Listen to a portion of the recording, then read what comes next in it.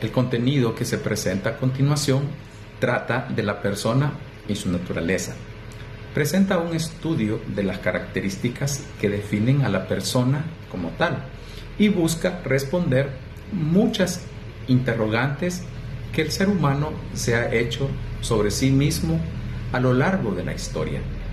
Para poder tener una definición de persona existen dos líneas de pensamiento. La primera es la línea de origen griego, la cual utiliza sus términos para denotar características.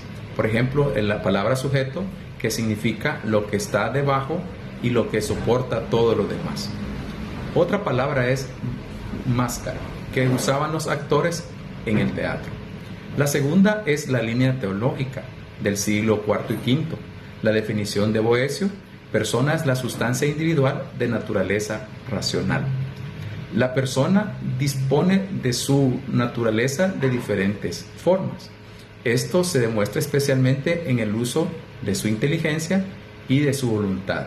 En cuanto a las notas de persona, para Bautila, en su obra Persona y Acción, dice que una acción presume una persona.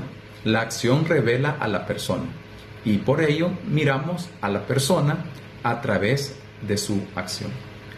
Para tener un concepto más amplio de persona, vale la pena indagar sobre algunas áreas como es la intimidad, el cuerpo, el diálogo, el tener y dar.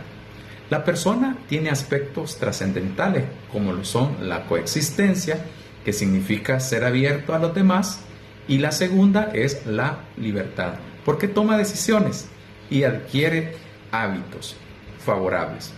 En cuanto a la identidad de la persona, Bernal dice que cada persona se define por su filiación en una tradición donde se manifiestan las fuentes de su ser: familia, patria, lengua, cultura, religión, y que cada uno debe de enriquecer y comunicar.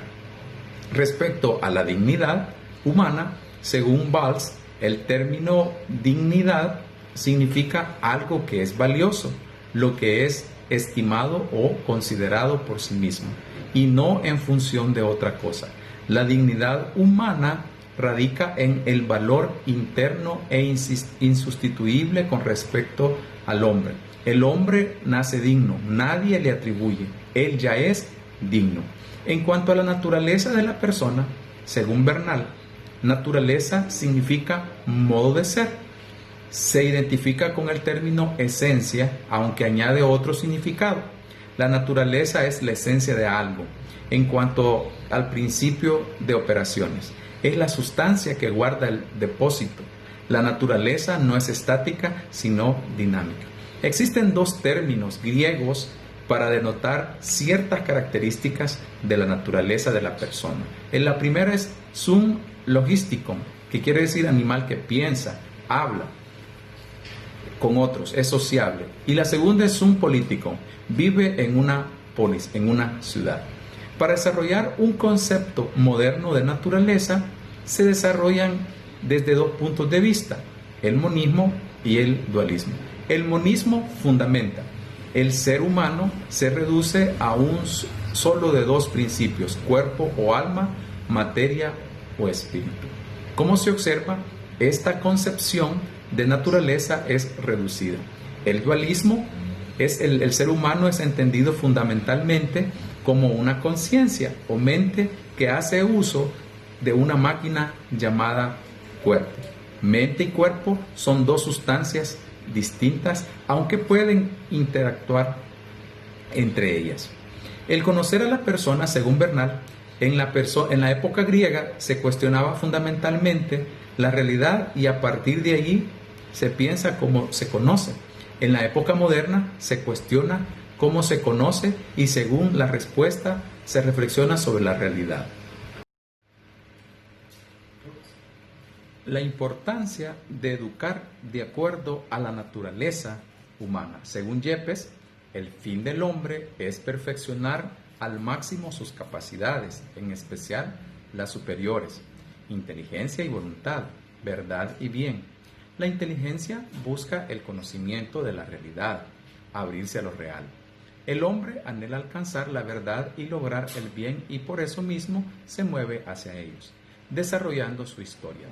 La naturaleza humana es auto de trascendencia, apertura, actividad y posesión de aquellos fines que le son propios.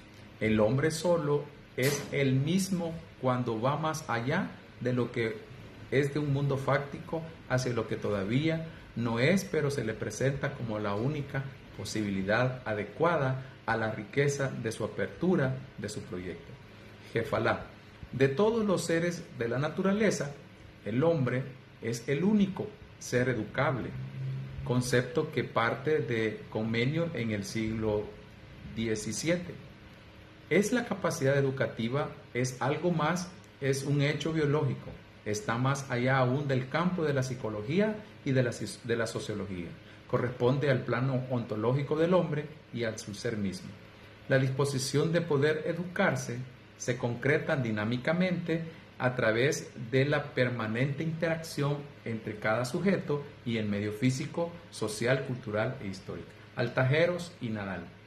Las potencias humanas tienen un desarrollo jerarquizado y determinado por el sentido y la progresión de la acción educativa, haciendo que ésta atienda a lo primario antes que a lo superior. Y aunque sin negar su mayor excelencia, Altajeros y Naval 2011, las potencias racionales, que son el último de la formación educativa, versa sobre la formación de las virtudes intelectuales, teóricas de la inteligencia, educación moral, es el campo de la formación de las virtudes éticas, morales o prácticas de la voluntad. Estudio de la corporalidad y espiritualidad de la persona para la formación integral. Si bien es cierto, la realidad de la persona es tan compleja, ya lo habría dicho Yepes. Descubrir la verdad sobre el hombre suspende el ánimo y causa admiración. Esto debido a su composición hilemórfica, es decir, por su unidad sustancial entre el cuerpo y el alma. He aquí el grado de complejidad a la hora de pretender una formación integral. Para ello es preciso comprender que la persona no solo es cuerpo, sino que también es alma, y por su alma está dotado de facultades espirituales como la inteligencia y la voluntad. El alma, ha afirmado Yepes, no se opone al cuerpo, sino que es el principio vital de los seres vivos. Por su naturaleza, el hombre no está determinado, sino que gracias a la libertad con el que ha sido dotado, elige el modo de satisfacer sus necesidades biológicas. Incluso es capaz de elegir los medios necesarios para lograr la perfección de su propia persona. La persona será más libre en la medida que tome las decisiones correctas, es decir, aquellas que le hagan verdaderamente feliz. La persona humana, por naturaleza o por sus deseos intrínsecos, busca la plenitud de su vida, aunque en algunas circunstancias elija los medios erróneos. Siempre buscará su felicidad. Esto exige que se reconozca la realidad de su cuerpo, sus dimensiones espirituales, para poder determinar la profundidad, sus intenciones y ofrecer directrices que encaucen y rectifiquen su obrar y así lograr su cometido. Un factor importante es reconocer la dignidad de la persona humana. Esto nos permite apreciar la persona como fin misma y nunca considerarla como un medio. Yepes afirmaría que la naturaleza humana se perfecciona con hábitos porque hace más fácil alcanzar los fines del hombre. Y en consecuencia de perfeccionarse a sí mismo, de ahí surge la necesidad de que se profundice en el estudio de la composición de la persona, su corporalidad y espiritualidad. Esto con el objetivo de alcanzar una formación integral de la persona. Entonces se puede decir, la persona humana es un ser independiente, inteligente y racional que desde pequeño desarrolla sus conocimientos y se apoya en la educación para desarrollar todas sus potencialidades frente a la sociedad, que es la que lo lleva a convertirse en un hombre productivo para la sociedad, que lo lleva a ubicarse en el contexto social como una persona que logra sus metas y propósitos, que siempre serán individuales. Filosóficamente, se puede definir persona humana como un ser que, por tener no solo instintos, sino también entendimiento y libertad, es capaz de sentir necesidades morales, tanto como relación a su cuerpo como respecto al espíritu, y que por ello tiene también derecho a satisfacer esta doble clase de necesidad de la persona humana, que lleva consigo el derecho que es correlativo a aquellas necesidades y obligaciones. Todas las personas somos ontológicamente iguales. O sea, todos estamos constituidos por un cuerpo y un alma. Pero debido a las distintas habilidades o capacidades de cada persona, cada quien aportará y recibirá del Estado y de manera justa lo que su condición personal le permita o necesite, y que la conciencia es para cada individuo como el foco en el que se concentra la luz de sus experiencias.